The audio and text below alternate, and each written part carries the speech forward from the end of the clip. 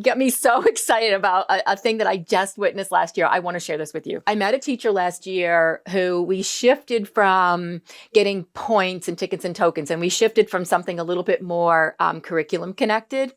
And so he connected the math, of course, to the school store. That they run a checkbook. They actually they invite the whole classroom in. When I walked in one day, they gave me Monopoly money and I could spend it at all the kids' stations.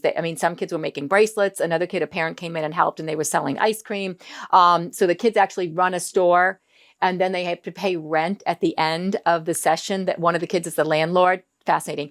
The kid now collects his rent. So kid said, I made $40 today. They write it in their little checkbook. They have to pay the rent, and that was 10. So now they lost 10.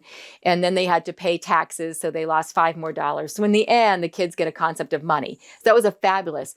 But there's some bonus money that can be kind of earned in your paycheck, because they all get paychecks into the end of the day, depending upon how much stuff they sell. And they only have the store like once a month, the actual selling of stuff. So throughout that month, they're building up to that.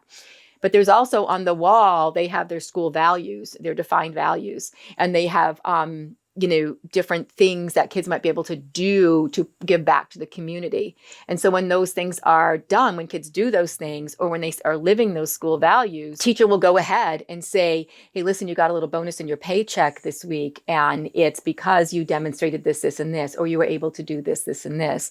And for one kid who maybe rolled around on the floor for 6 weeks and wasn't paying attention, but all of a sudden they're sitting in their desk today and they're not rolling around on the floor, they may actually get $1 or $2 at their paycheck because they said, you're sitting in your desk, and I think that you're really beginning to start to, be able to join us. And I love that. And so I'm going to give you a little bonus in your paycheck this week.